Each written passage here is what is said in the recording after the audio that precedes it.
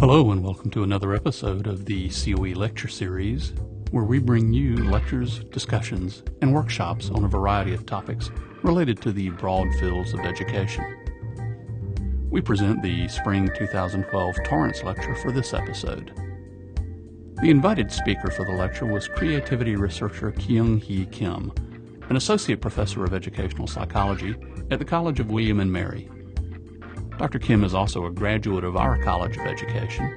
She completed her PhD here at UGA in 2004. Her topic for the 2012 Torrance Lecture, the creativity crisis. Can you see me? Wow, this is really dark. I look really beautiful right now, right? Yeah.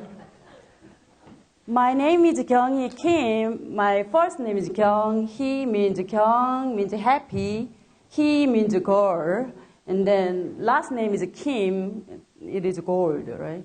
So, but in this country, a lot of people have a first name Kim. I think this is too bright. I know, but too dark. Okay, this is We don't okay. have, we need to have Okay, this is good. low or on. Okay, that's good.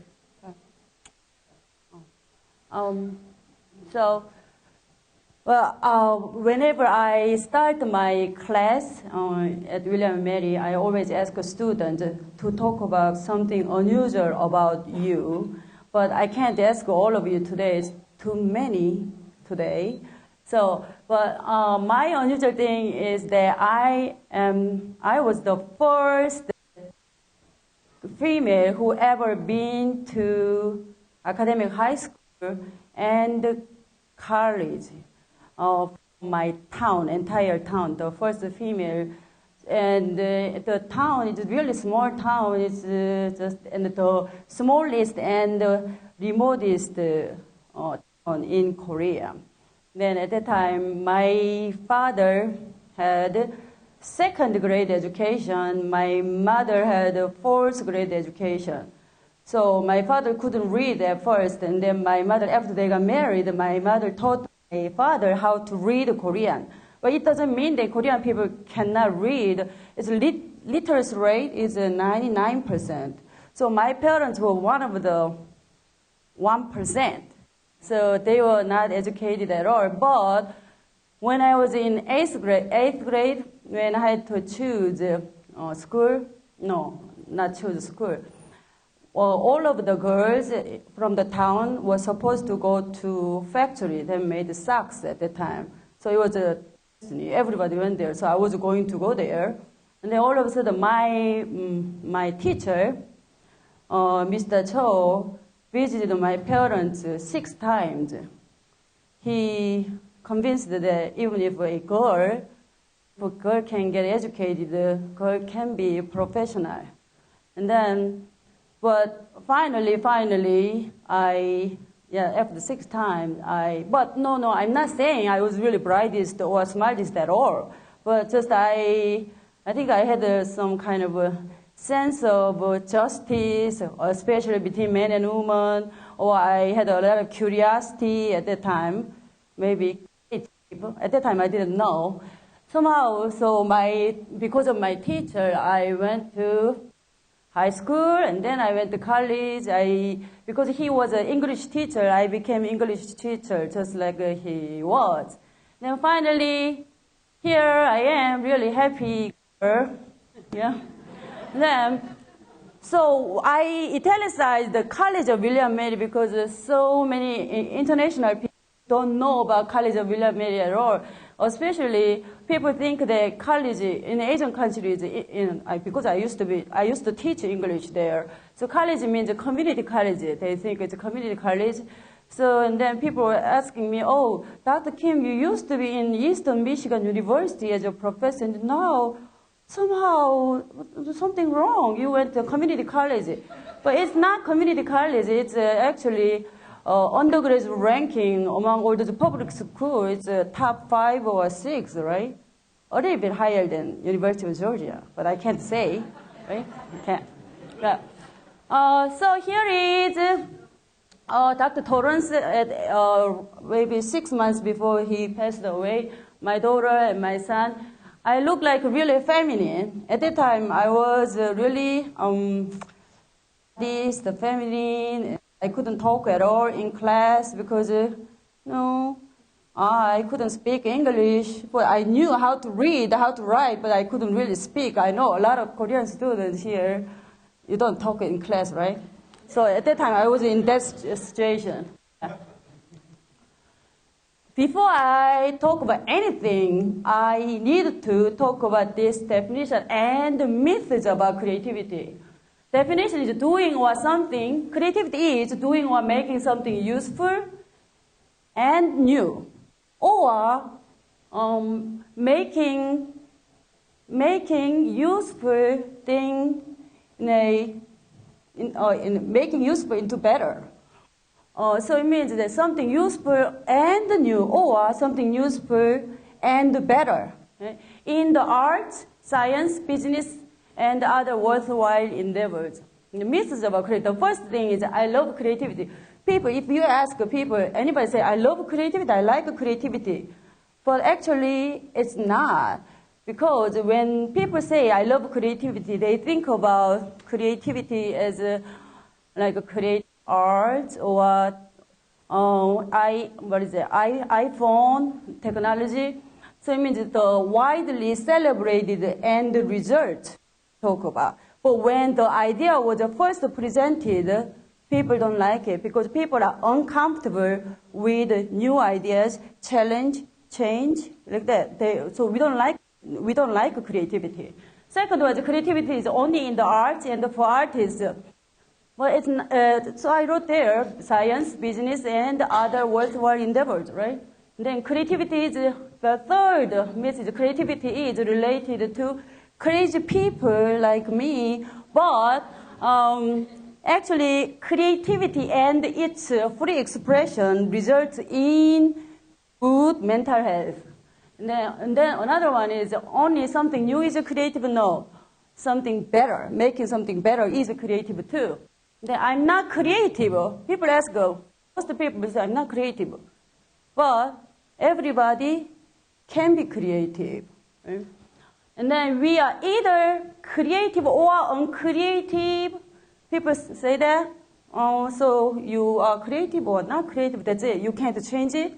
But we can change it. Creativity can be taught and trained and increased. Creativity comes in a flash of inspiration without hard work. So many people think, all of a sudden you become just creative. It's not. Hard work. In fact, there is the 10-year rule. So most eminent creators had an intensive training and self-education within one specific domain for 10 years. And then after that, they connected seemingly different things together, and then they become creative, really. Then creativity is enhanced by substance use. I know a lot of you are using alcohol, marijuana, or LSD because you believe that it enhances your creativity. But I have been doing all kinds of research, and finally, I got the conclusion that it doesn't enhance you at all. There is some placebo effect, but actually it doesn't enhance you because creativity is just having some idea, some divergent idea, some new idea doesn't result in really creative product because you need a hard work, persistent, right? But if you are like really stoned or high, then you don't care, then nothing works. Then strategies and can make me creative. Yeah, when I was at the Toron Center, I was in charge of training teachers from other countries. And then they always, when they were coming, they always thought that, okay, we can learn some tricks, some strategies. Then we can be creative, and then we can make our students creative. Just think about the tricks and the strategies.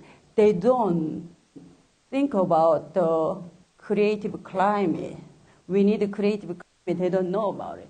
Then the last one is I remember my ideas. People think, so research shows that a lot of good ideas, new ideas come from when? Right before you fall asleep or right before you wake up. So you need to write down. You don't remember your ideas. You need to write down. Paper and pencil should be with you all the time. That. Okay, measuring creativity. E. Paul Torrance, father of creativity. So, how many of you know his birthday? Yeah, when is it? October 8th. It's my birthday.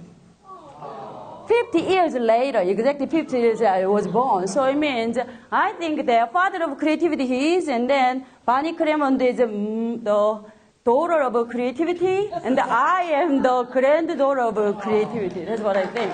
Yeah. So he made the famous Torrance test of creative thinking, TTCT verbal. We call it TTCT, verbal and figure.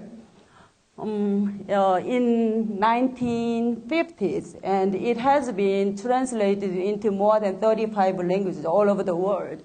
They use it in educational setting and corporate, in companies too. Then proven validity from the longitudinal studies 7 years later. So the longitudinal study started in 1958. And then it has been followed 7, 12, after 40 years later, they have been following. And then what did they find?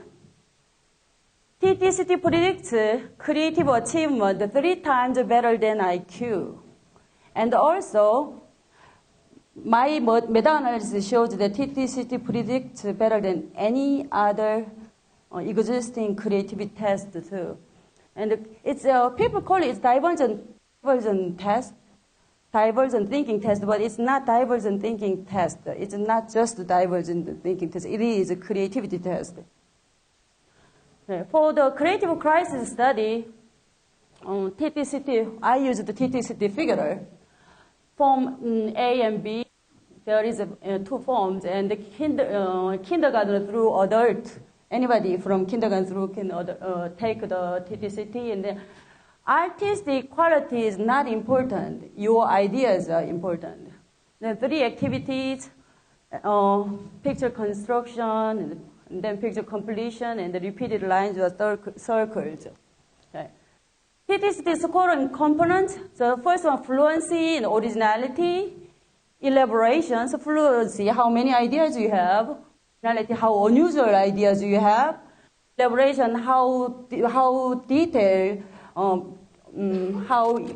well you elaborate your ideas. And the abstractness of titles, what is it? Abstract and imaginative thinking, resistance to premature closure, open-mindedness, and intellectual curiosity. Like that. And then the last one, the third, creative strengths. It's measuring whether you have a creative attitude or not. And then TT scoring workshops. At the Torrance Center, there are TTCT scoring workshops, how to score TTCT. But it's not just learning how to score. You can learn really a lot about creativity. You can understand creativity better. And then if you are teachers, you understand your students' creative side and strengths, weaknesses better. And then there was there were 2 different Newsweek articles. One was the creative crisis. The other was that Newsweek people went outside the New York street, and they got 40 people. And then they give a similar to, because they can't use the TTCT, it has copyright, so they a little bit changed it. And then they gave the test to the people on the street. And then all of a sudden they just scanned 40 people, and then they emailed me, and then they told me to evaluate within a day. So I just did. Then I didn't even check spelling or grammar, and then they put it there. But unfortunately, they didn't put my rubric. It means each criteria, what point they got from which criteria. They didn't put it. So it's a little bit strange, but you can go. And then the title says how creative you are, but TTCT doesn't just show how creative you are. It shows also how you are creative, what strengths and weaknesses you have too. Okay, the first on fluency, I just wanted to show some example how many ideas do you generate, because generating more ideas is the best way to generate original ideas. And people who are good at generating ideas are also good at identifying problems too. Originality, how unusual are your ideas? For originality, it especially requires creative climate. I will talk about later more. In order to generate original ideas, you must feel comfortable with generating like some strange ideas, wild ideas, because you are becoming minority. Dr. Torrance said that as soon as you present your original idea, new idea, you become minority of one. And then here, there, the bike, so the stimulus, the circles. Using circles, if you draw wheels, do you think it's creative? Do you think it's original? Yeah, they're not original because there are originality lists developed in 1984. So the list has the ones not original. So common responses from all the people, statistically common responses. So you score based on that criteria. Okay, elaboration, and it's not just you elaborate your idea. Also, it also measures how motivated, how persistent are you too. It is related to your motivation to be creative. Persistent to work on details. It's like this. Creating a story is different from writing the story. You can create a story with inside your head. But writing the story takes time and effort, hard work. It's different. So we need a persistence and motivation to be really creative. And also, in order to confront idea killers in the world, most people are idea killers. Most people are. Because when people present idea, we always, right away, we say, no, it wouldn't work. So in order to confront those idea killers, we need to elaborate the idea and its values to persuade those people. And then abstraction of titles, look at that. Sailboat to Heaven with Tom Cruise and Denzel Washington, like that. So it's going beyond what we see and finding the essence of the story and picture. It means you make the titles with what is capture to capturing the main idea. Okay. Resistance to premature, how open-minded or curious are you? So psychologically, when people, the stimulus, like that is a stimulus, when normal people look at the stimulus, because it makes us uncomfortable, open space, so we want to close it right away. But creative people leave it open, like that. So it didn't close, right? So we need to be open-minded, because in order to take the time to understand the problem and also to consider all of the options to the solutions. More importantly, we need to defer judgment, right? So no, it wouldn't work, then that's it. So we need to defer. Okay. And then the last one is a 13 checklists of creative strengths. Do you have a creative attitude? The first one, the 1, 2, 3 one, is it measures emotional, verbal expressiveness, sensitivity, and empathy. Then movement and action measure kinesthetic, auditory responsiveness. And then next one is richness and colorfulness of imagery, the vivid visualization of ideas. Then unusual internal visualization is different perspectives. Then extending, breaking boundaries, unconventional, non-conformist thinking. Synthesis of figures, lines, circles, you connect, unlikely connections, synthesis. And then there's a humor and fantasy. Fantasy is imagination and future orientation. We measure imagination and future orientation. The first one is emotional expressiveness. Expressing and understanding of own emotion and the other's emotion necessary for creativity. Look at that is gone, the last one in the race. Yeah.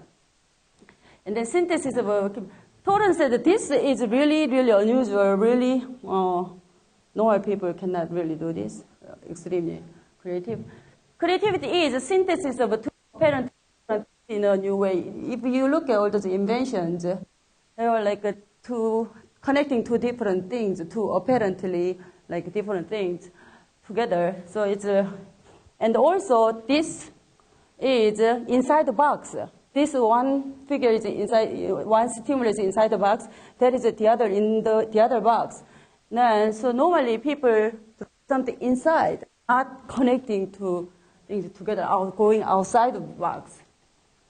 And the unusual visualization, creativity is perceiving a common object situation in different ways, seeing something in a different perspective.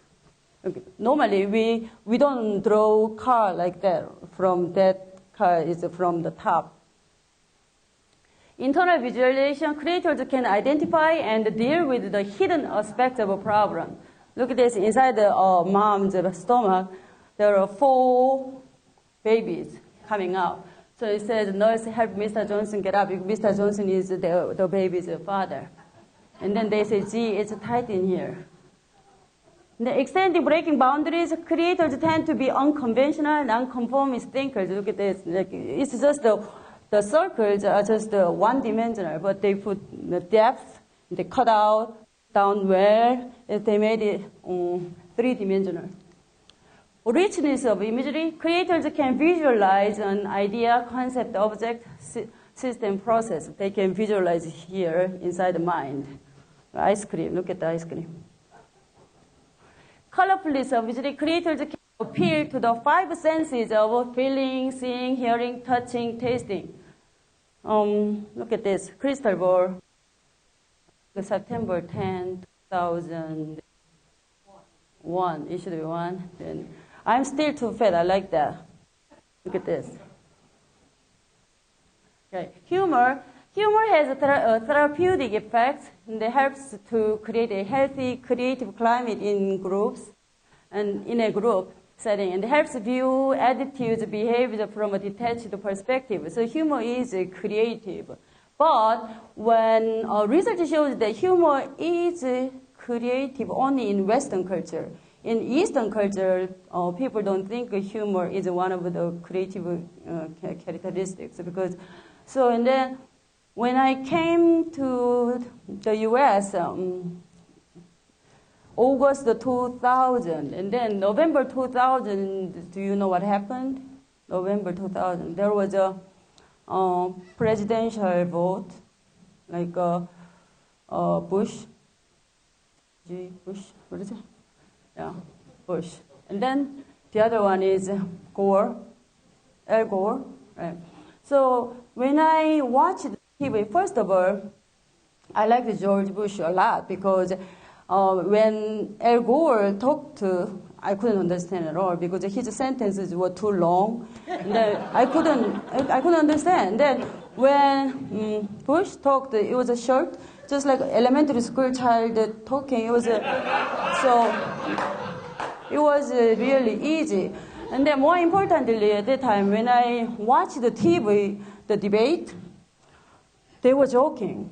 And I was really shocked because in Asian countries, when there's a presidential whatever voting is there, then debate, if you are really joking, then people will be upset because then you don't take it serious. You just play around. It's not good at all. And then, but at that time, I was talking about the presidents, and then I was talking about the cultural difference in Dr. Bonnie Kremen's class at that time. And then I was saying, President, President election. So because I have a problem with LR, any Asian country students have a problem. R, L, it's always confusing. So Asian people eat rice, but we say what? We eat lice, right? And then so at that time I said the presidential erection, I said. And then in class, and then, you are talking about, Kyung-hee, you are talking about Clinton? No, Bush and Al Gore, like that. So so at first I didn't talk at all in class. And then later I started talking because she taught me that I could make a mistake. So it's okay because she makes mistakes all the time in class. So I'm okay too. So and then I became really brave. So I was talking, and then a lot of mistakes. Another second mistake is this. We are talking about Freud's, the first stage is what? Oral stage, Freud, And then second stage, anal stage, right? But at that time, all of a sudden, sometimes it's like that. When I get nervous, I think about Korean words, not English words. So I couldn't remember anal. And then I just said, Freud's asshole stage. And then because, why do you talk about asshole? And then I said, look, when I watch American movies, they always say asshole, and then I ask my friends what it is, it's anus. So I thought it's the same thing, but it's not the same thing. So I'm still learning. I learn something new every day from my students. So I don't know that is really funny or not. Humor is really culture specific. So when I'm joking, my students don't laugh at all. So when I'm really serious, they think it's funny. So it's a cultural difference. Humor is. Okay, the last one is fantasy, future orientation. Creators, eminent creators of fairy tales in early childhood, and then fantasy in later childhood. It become really, those fantasy contribute to their really creative achievement. And who knows, my fantasy, people say what? Yesterday's science fiction is today's reality. Today's science fiction will be tomorrow's reality, right? So my fantasy may become a reality and solve future problems. Yeah. Now, why did I do the creative crisis study? The first thing I was doing is, when I was in Korea, I learned a lot of theories because I was doing first PhD in Korea University, and then it's not just in Korea, most countries, in this country too, when you learn theory, you learn and then you memorize. But I learned from here, University of Georgia, any theories can be challenged and modified. So I was thinking about the theory, about the relationship between creativity and intelligence. There is a threshold theory. Wow, I pronounced finally. Okay. So that theory is the threshold is IQ 120. So most researchers agree with that theory.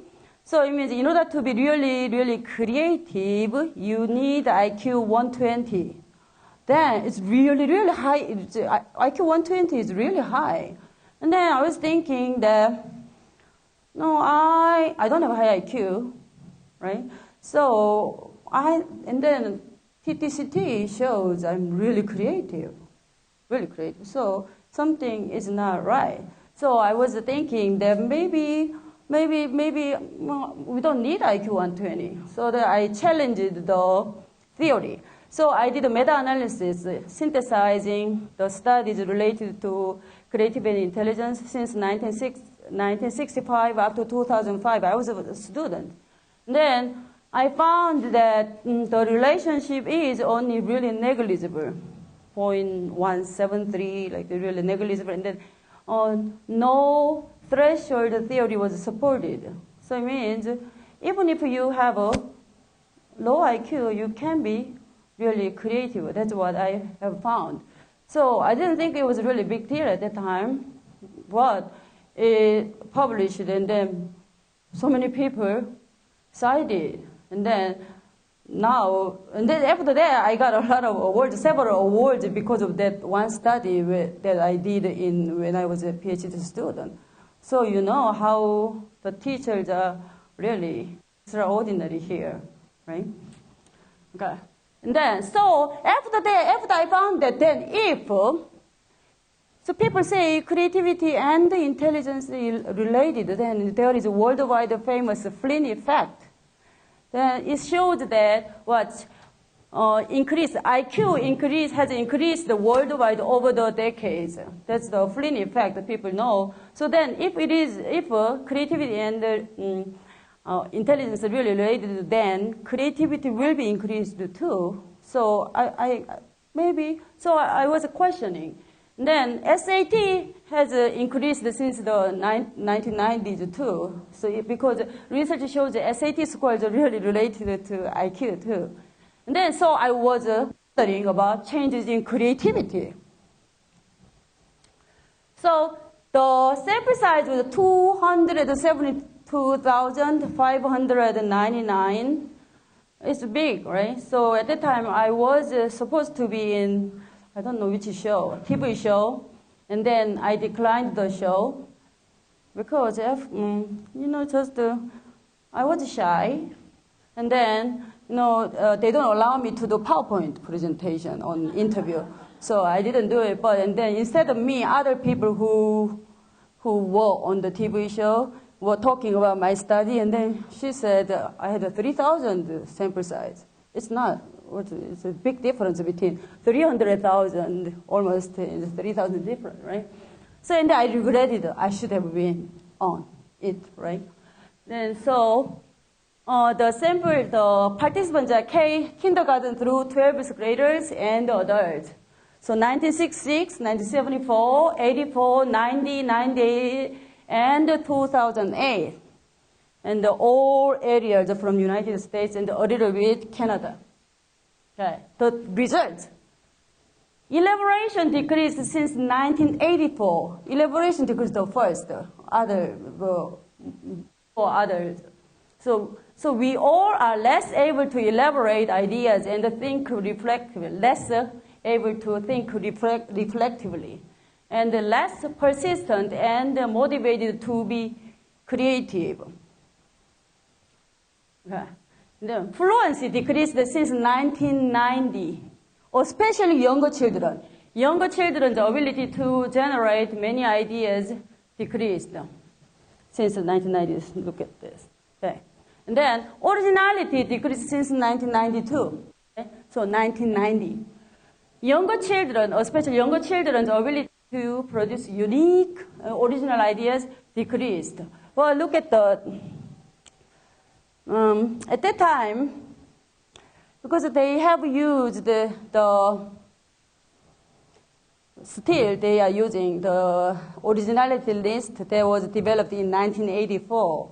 So at the time we didn't have a computer. So at the time, if a participant drew using parallel lines, if they drew computers, iPads, cell phones, then in 1984, it is creative, it is original, right?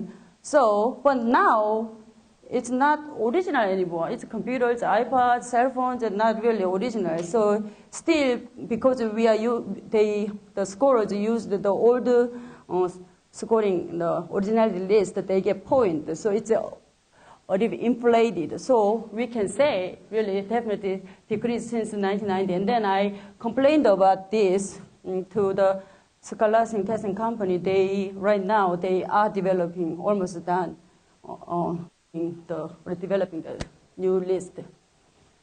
The creative attitude decreased since 1992. Children are becoming less verbally, emotionally expressive or sensitive, less empathetic, less kinesthetic, auditory responsive, have lesser kinesthetic, auditory responsiveness, and less humorous, less imaginative, less visualizing ideas, seeing things in a different angle, less seeing things in a different angle, less unconventional, less connecting seemingly irrelevant things, less synthesizing, less fantasizing, like that. Okay, the last one is abstractness of type. So abstract thinking and imaginary thinking decreased since 1998. And open-mindedness, curiosity decreased since 1998. But I think that is a little bit inflated too, because these two are related to IQ. They have a positive relationship with the IQ, these two subscales. So I believe that it decreased even before 1998. So, okay, why? What can we do about it? What can we do? So this is my new model. The creative calculator, creative climate, attitude, and thinking. Here, at the bottom, we need creative climate. Creative climate is necessary for creative attitude and the creative thinking. So creative climate is the most important. And then creative climate allows us to develop and to display our creative attitude.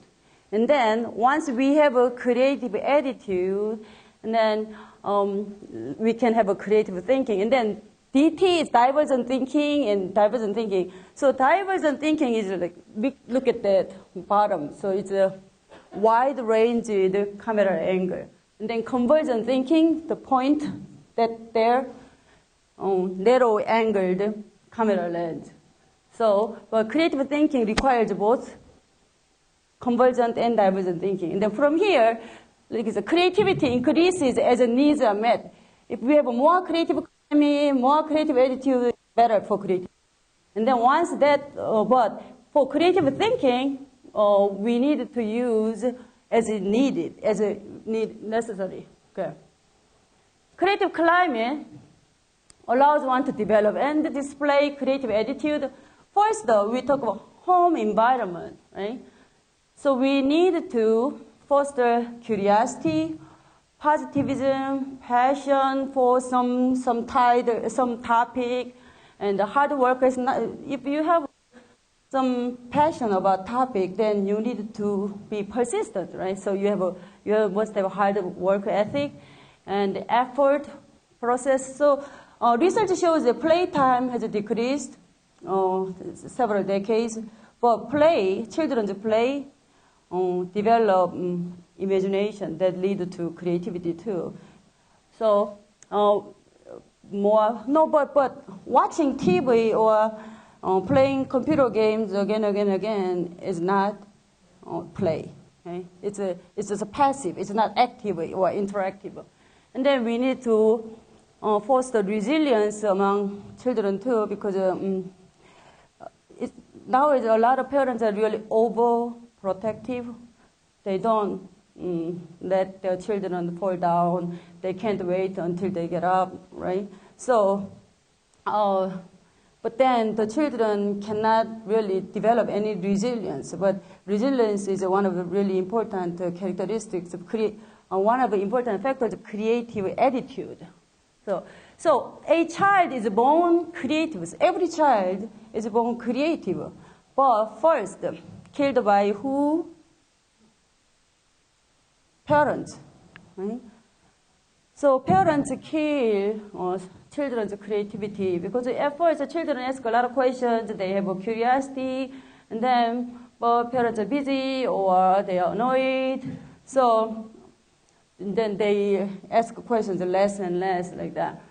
And we have a saying, curiosity killed the cat. So is it encouraging curiosity or discouraging curiosity? It's discouraging, right? So it's not good. So we need to change that.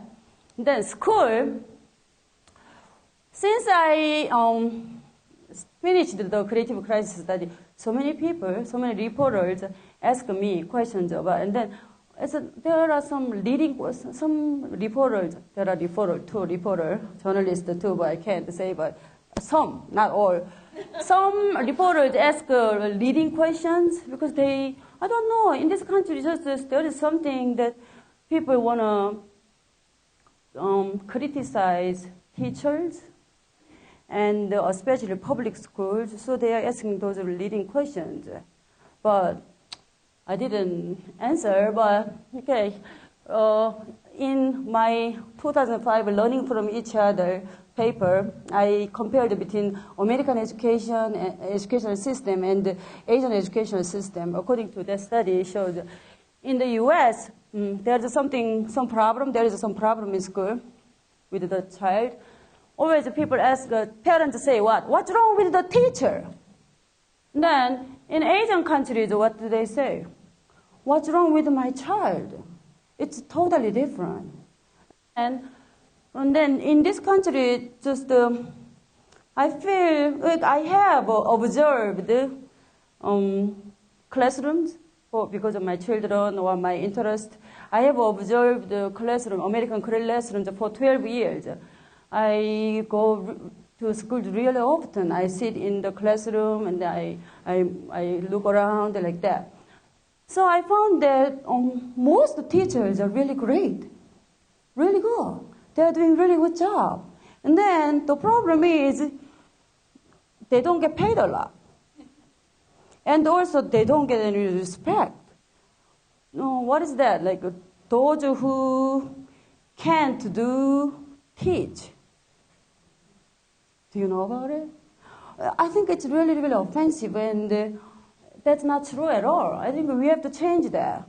So if I want my children to learn better, to be a better person, then they need to listen to their teachers, right? That's what I want. But if I disrespect their teachers, if I complain about their teachers all the time, how would my children listen or respect their teachers? So I think it's just we need to change, especially for public schools. And then I put my children in public schools and private schools like that, not because I have a lot of money, but I wanted to know what is good, what is bad. And then I believe that teachers' quality, in terms of teachers' quality, there is no difference. Maybe sometimes public school teachers are better. But the real difference is what? The students. The students are different. Why they are different? Because they are from different family. So their parents, their support, resources, that's different. Not the teacher or the school is different, really. So because of the who are there, or the parents like that. So, but so many people say, "Oh, public school sucks," and then so that's why I send my children to private school. So based on my observation so far, I think it's wrong. And then I talk about doctor and teacher. So when we are sick, in order to get better, get well, we listen to doctor. We see doctor.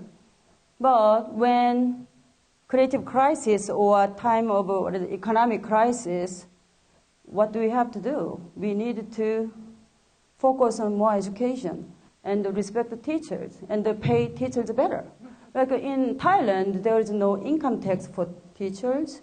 In Japan, when teachers buy homes, they pay less interest rate for their mortgage. And then in Korea, there are a lot of benefits for teachers. So when I was there in high school English teacher, I got a lot of respect, and I got a lot of money too.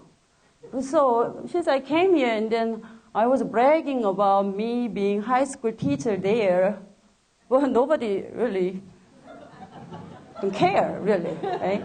So, like, we need to change that, because, like, okay, there are No Child Left Behind, a lot of, like, national standards. It's just more likely, close to Asian educational system. It's strange that Asian educational system, they are focused on creativity, and they try to learn from American educational system, like previously.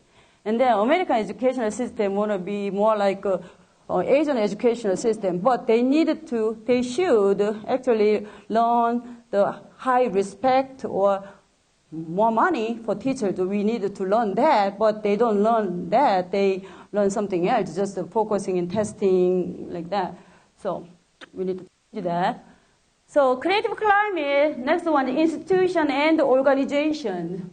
So creative climate in organizations are support of ideas, trust, collaboration, playfulness, free expression, constructive conflict, challenges, change, risk-taking, like that.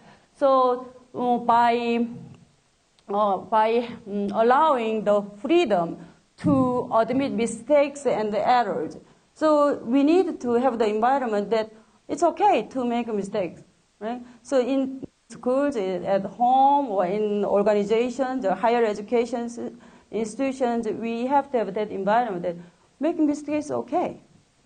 And manager, what's the difference between manager and leader? Huh? Huge. What's the difference? Huge, okay. So manager can get things done. Leader can inspire people. Right? So I think that there are more managers than leaders nowadays, more and more. And also, if you ask administrators in higher education, anywhere you ask what kind of, are you a leader or manager? Of course, they think they are leaders. And also, they have a bottom-up decision-making. They say they do bottom-up. But a lot of institutions have a down decision-making. So I think we need to change that. Creative climate, the last one is culture. Culture can encourage or discourage your creativity. Especially my dissertation was a cultural influence on creativity. I studied Confucianism, Asian culture Confucianism, how I found that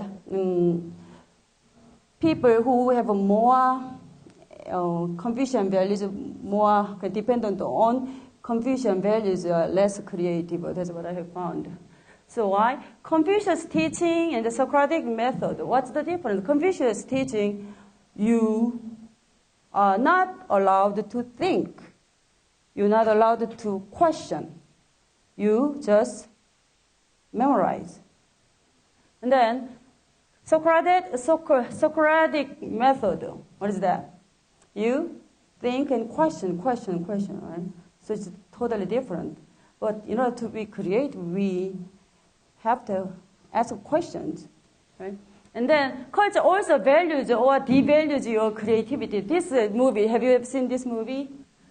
Crouching Tiger, Hidden Dragon. Yeah, that movie was a total failure in Eastern cultures. And then they came to Western countries. They become really successful. They got all kinds of awards. It was the best foreign language movie ever. Right? They got those awards, right? Then, so if the culture doesn't value your creativity, doesn't value your idea, you should try to change it. If you can't change it, you should leave. So that's why I left. So creative attitude helps one exposed to raw materials necessary for creative thinking. Raw materials, knowledge, skills, information, experience, emotions, those are raw materials. Right? So what's the difference? Why do I call it creative attitude instead of creative personality? Because attitude is less genetic. Personality is more genetic, right? So attitude is less genetic and more changeable. So we can change creative attitude. We can change. We try to change, and we can have a more creative attitude. And creative attitude is there are long list. First, open-minded, curious, and childlike. It's not. I'm not saying childish. It's childlike. So it means seeing things you see like as if you see it first time with wonder, even though you have seen it again and again and again. Yeah? So that's, and also I told you there are a lot of idea killers, so we have to be persistent. In order to be persistent about your idea, you have to be passionate about your ideas too. Persistent, passionate, and the humorous, imaginative, positive, optimistic, courageous, spontaneous, risk-taking, resilient, independent, unconventional, nonconformist, and verbally expressive, emotionally sensitive, reflective, androgynous. What is androgynous? People might misunderstand. Androgynous, eminent creators, if they are male, they have a lot of, if they are male, they have a lot of feminine characteristics, like what? Sensitivity, or talkative, like that, or other feminine characteristics. And then eminent creators who are female tend to have a masculinity, like a persistent, independent, like that. So research, if you look at Nobel Prize winners since 1901 up to 2011, how many people got Nobel Prize so far?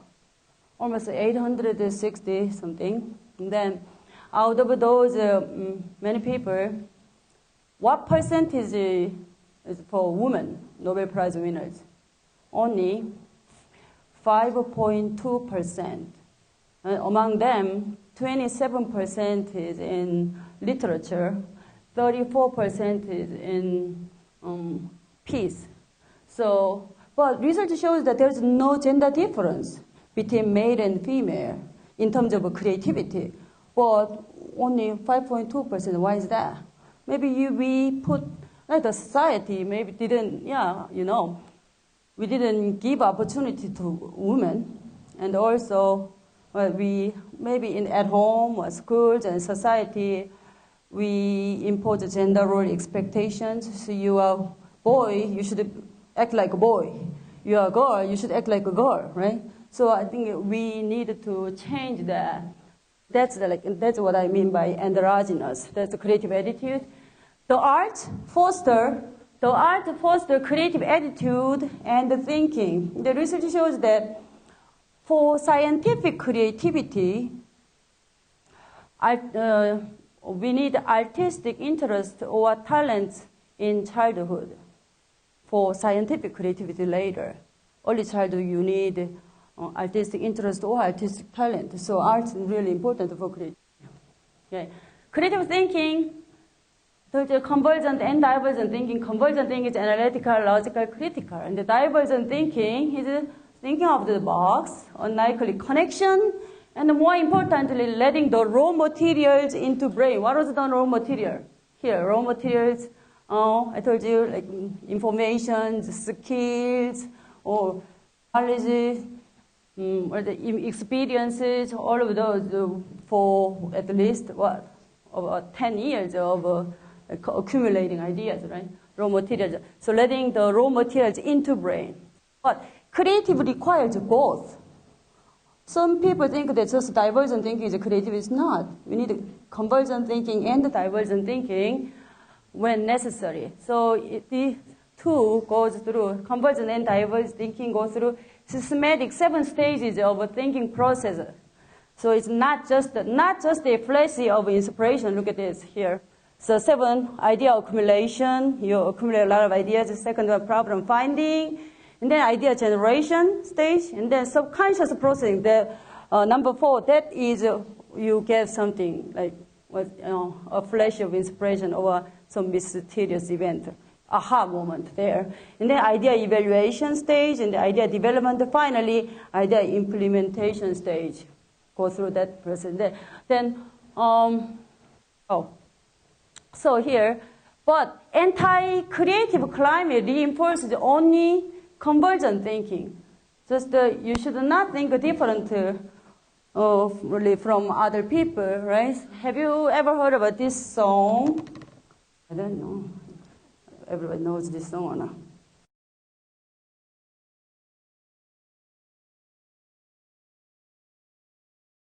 Do you like it? Okay. So we should not only focus on conversion thinking, we should not focus on only test scores, only intelligence, right? We need divergent thinking too. So that is, I just talked about the 7 stages of creative thinking process. So this is the last one. In order to revert the creative crisis to the land of the free, home of the brave. Why do you think I came here I didn't know anybody in this country at all. But normally when students, foreign students come to United States to study, they have some connections, right? Some family members, some people there, some friends, but I didn't know anyone at all. And I just came here with the 4 years old and 8 years old children without anyone. And then it was really hard because at first, within 2 days, at first I went to San Diego, California. Within 2 days of United States, I met a nice neighbor. And then he told me that if I get supermarket card, Vons, V-O-N-S, Vons card, then I can get discount. It's really good. Told me. And then how can I get it? And then he told me to give him a check, blank check. But now in my country we don't have a check like that. So I didn't know it was money. You just say my name and the address. So I gave him, and then he wrote $3,600. And then he went to Bank of America and he took money. And then so my neighbor, another neighbor, so knew, and then he called the police. And the police came, like police, huge, this big police. I got really scared. But I couldn't speak. I couldn't explain, really. And then the person said, I gave him as a gift. So he was okay. So I got really scared. I didn't know anyone in this country. And then, so why did I come here with that, scary country? Why did I come? Because people said, what? Land of the free, home of the brave, land of opportunity, like that. So that's how I came. And then, so now, it says creative crisis. So we need to change that. Because I came here for this, the best country in the world, but I have a hard time. But oh no, don't worry. At first it was hard, and then finally, after that I went to Tampa, Florida, at the University of South Florida. So I was taking some classes, and then there was some project that I was interested in. And then I met Dr. Kofi Marufo, who is from Ghana. So he's still professor there. He encouraged me to go to Torrance, so University of Georgia, because Dr. Torrance was there, because I was interested in creativity.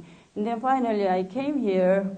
What happened? And then I couldn't talk at all, but somehow I thought, I learned it's okay to make mistakes, and then I can be different. It's okay, and I can have my own ideas like that. So I finished the PhD, and then I got, so when I was finishing up my PhD, I applied almost 60 places. It's really not, it's not really good, right? But I applied for any position, any empty position, right? And then, so at that time, I already published several articles as a PhD student, so I thought I could get a job. But I had a lot of interviews, and then nobody gave me a job. And then I didn't know why. And then there is a professor, Tom Aber. He said, oh, I think it's something wrong, so we should do mock interview. Do you know mock interview? It's a pretending interview. And then he was asking questions like exactly what the interviewer asked. He asked me what are your strengths and weaknesses. And then I said, of course, I don't have any strengths at all. I just work hard, and I just I'm workaholic. That's what I said all the time because every job asks that question. And then Dr. Avery said, oh, that's why you didn't get the job. And then he told me, okay, here's what you have to say. 1, this. 2, 3, 4. I memorized what I should say. And then after that, right after that, I had a job interview in Eastern Michigan University, and they asked exactly the same question. And so I was so happy. And I know the answer because my professor already gave me the answer, and I answered. But then they were asking me, what do you mean by that? Oh, yeah, my professor. And then he told me I have to answer this and that. And also he told me that I can't wear like this at interview. You don't show this, or you don't show this, right? And you shouldn't have earrings like big. You should have a small, classy one. And then he picked my clothes and the earrings and everything.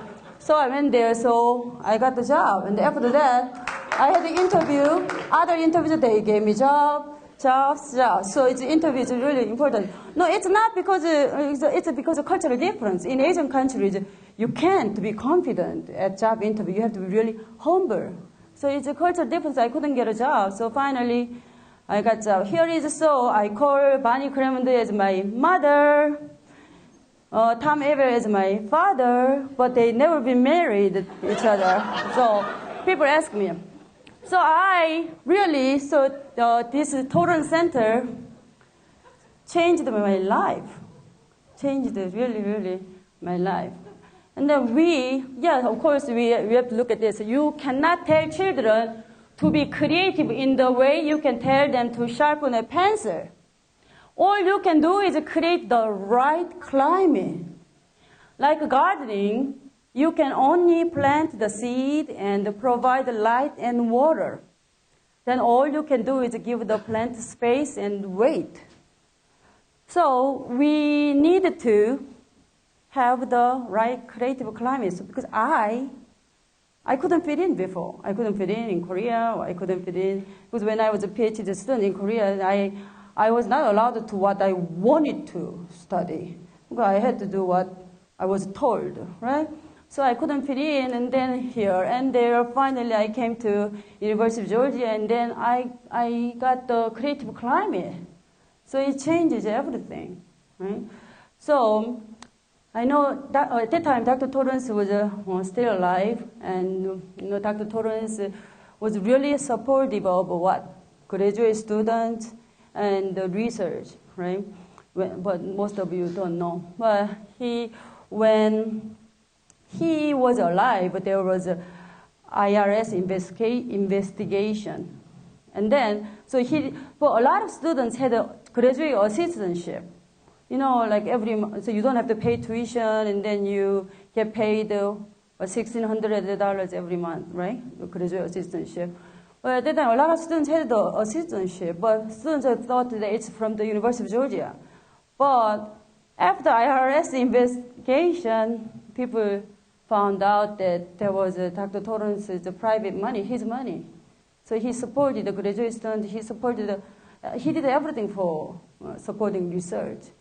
So I really want to do that. So I want to ask you to support Torrance Center because Dr. Torrance didn't have any child, so he left everything to the Torrance Center. But towards when he was getting old, but of course he was really naive about money, about everything. So a lot of people took advantage of him. So he lost most of money.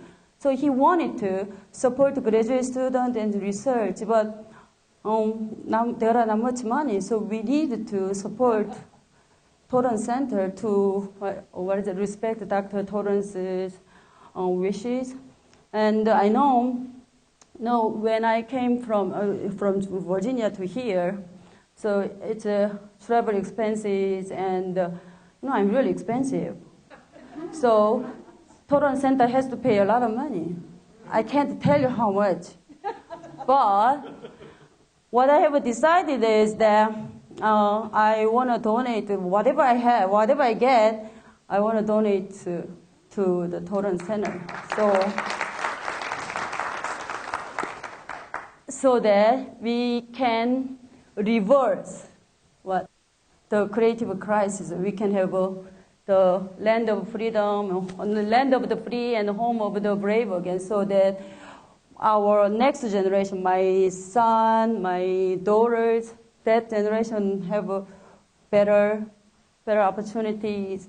So we need to support more creativity research and more graduate student assistantship. I am repeating now. Anyway, thank you so much. The COE Lecture Series is a production of the UGA College of Education, the University of Georgia, copyright 2012.